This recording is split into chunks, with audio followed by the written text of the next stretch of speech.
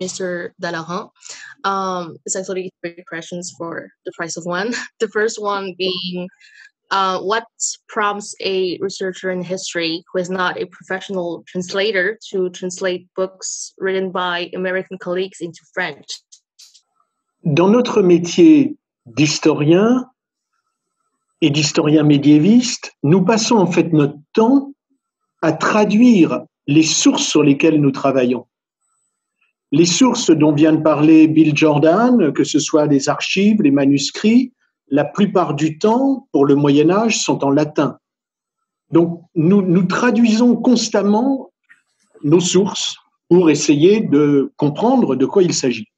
Et d'un autre côté, si nous voulons avoir un minimum d'honnêteté intellectuelle, nous devons lire les collègues d'autres langues, d'autres cultures, en anglais, en italien, en allemand, etc. Donc, les historiens, par leur métier, passent leur temps à aller d'une langue à l'autre. C'est tout à fait naturel.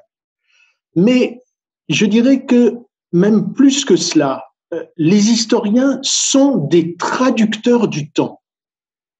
Puisqu'en réalité, ce que vient de dire Bill Jordan sur le fait qu'il ne faut pas commettre d'anachronisme, notre métier consiste en quoi? Il consiste à faire passer nos lecteurs, nos étudiants, d'une période à l'autre, du 21e siècle au 13e siècle. C'est une translation, c'est un transfert. Nous devons donner des codes d'accès pour comprendre une période qui n'obéit pas aux mêmes règles que la nôtre. Donc, en ce sens-là, le travail de l'historien et le travail du traducteur sont exactement, dans l'esprit, sont le même. Ensuite, pour faire des traductions, il y a deux choses vraiment importantes. C'est de savoir de quoi il est question, de connaître le contenu du livre. Je ne pourrais pas traduire un livre de mathématiques ou de médecine, mais un livre d'histoire médiévale, je vois à peu près de quoi il est question. Saint-Louis, j'en ai entendu parler. Et puis l'autre chose très importante, c'est de connaître la langue d'arrivée. Connaître la langue de départ, ça n'est pas très important. Je suis un très mauvais anglophone. En italien, ça va, parce que j'y vis en partie. Mais en anglais, non. Je traduis un peu comme je traduis du latin.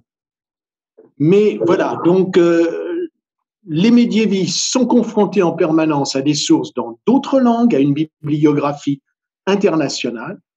Notre métier d'historien en général est un métier de translateur, de passeur.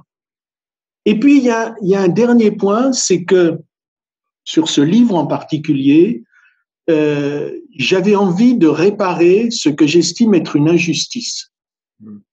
Il y a une école américaine, et Bill Jordan a cité les noms qu'il compte, Charles Sumner Haskins, premier grand médiéviste américain. Entre parenthèses, il était conseiller du président des États-Unis, Woodrow Wilson, le président de la Première Guerre mondiale. C'était un grand spécialiste de la vie internationale. Puis Joseph Stryer, le spécialiste de Philippe le Bel,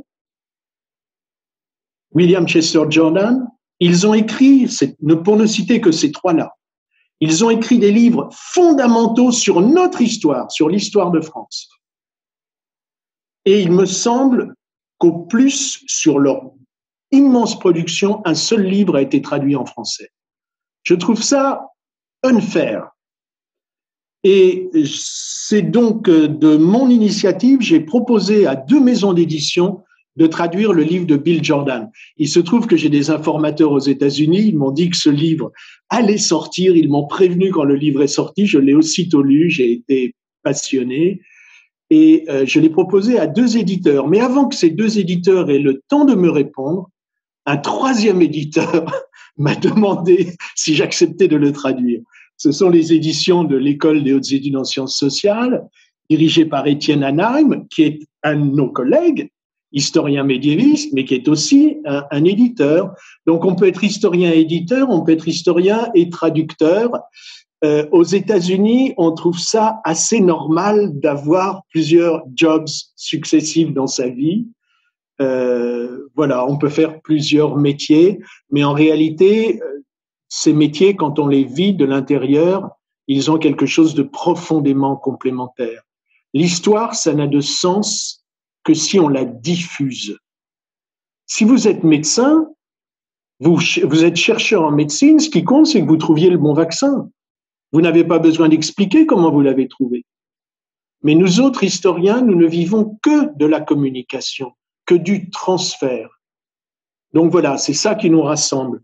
Et c'est pourquoi j'ai eu un immense plaisir à traduire le livre de William Chester Jordan. Je crois que c'est le premier de ces livres qui est traduit en français, alors que son Saint-Louis et le défi de croisade est, à mon avis, le plus beau livre jamais écrit sur Saint-Louis. Je ferme la parenthèse parce qu'il est là et je ne veux pas le mettre mal à l'aise.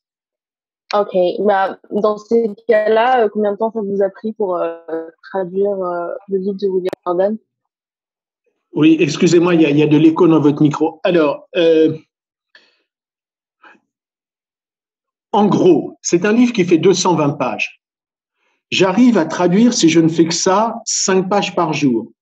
Donc, vous faites le calcul, 220 pages, ça fait 44 jours, en 2 mois ouvrables, on peut traduire ce livre. En réalité, ça n'est pas tout à fait comme ça, parce que la traduction, c'est comme la peinture. Pas la grande peinture d'art, hein, la peinture du bâtiment. Plus il y a de couches, mieux c'est. Donc, la traduction, il faut revenir. Une première fois en lisant la langue originale et en traduisant, sans trop réfléchir. Une deuxième fois en vérifiant sur la langue originale qu'on n'a rien oublié. Une troisième fois en oubliant la langue originale, en ne lisant plus que le français. Et puis ensuite, on dialogue avec l'auteur, et puis on dialogue avec l'éditeur. Donc en réalité, ça m'a pris 1 an, voilà, en faisant d'autres choses, hein.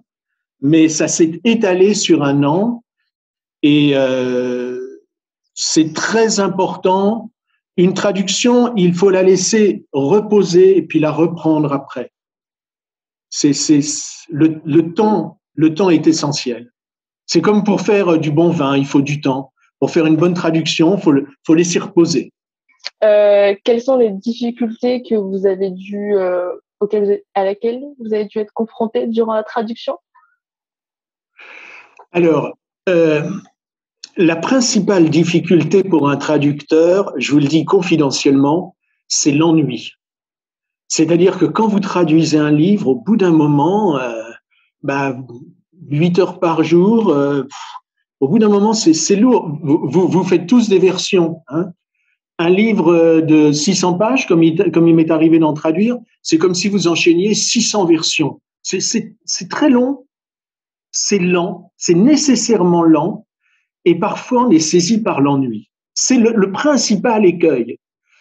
Quand il y a un passage qu'on a du mal à comprendre, c'est là où ça devient au contraire presque amusant, si vous voulez. C'est un défi, c'est un challenge, voilà. Mais l'ennui, c'est terrible. Alors, dans le cadre du livre de William Chester Jordan, je n'ai rencontré aucune difficulté parce que je ne me suis jamais ennuyé. J'ai eu un plaisir immense à le traduire, non seulement pour le contenu. Bien évidemment, le contenu est passionnant, y compris avec toute la prudence, mais dans les inévitables interférences qu'il y a avec notre présent.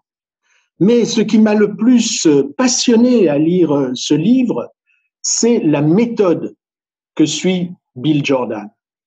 Nous autres gens du métier, nous sommes sensibles à la question de la méthode. Voilà un fait, la venue en France de quelques 1500 convertis de l'islam, d'abord dans le bateau de Louis IX et puis par des voyages successifs. Voilà un fait qui est raconté dans les sources, dans les vies de Saint-Louis. Et personne jusqu'à présent ne l'avait pris au sérieux. Et Bill Jordan a une idée toute simple, mais c'est comme l'œuf de Colomb. Regardons dans les archives. Et qu'est-ce qu'il trouve dans les archives? Il trouve que ces gens-là touchaient en quelque sorte le RSA, qu'ils touchaient des subventions du Trésor royal, versées dans les différentes provinces. Et tout à coup, ce qui semblait une fable devient une réalité. Déjà, ce croisement entre les deux types de sources, les sources dites littéraires et les sources archivistiques, c'est un coup de génie. Et puis, ce que j'ai beaucoup aimé ensuite, c'est là où pour moi, c'était une leçon. c'est la manière dont Bill Jordan pratique, comment dire, respecte les degrés de plausibilité, de vraisemblance des informations qu'il avance. Il y a les faits absolument prouvés, avec des évidences, comme on dit en anglais. Il y a les faits où on a juste des clues, des indices. Et là, il faut être plus prudent. Et à chaque fois, il dit, attention, ça n'est pas une certitude, c'est une hypothèse. Et puis, il y a un troisième registre où il excelle, c'est quand il nous dit, là, ce n'est ni une certitude, ni une hypothèse, c'est de l'imagination.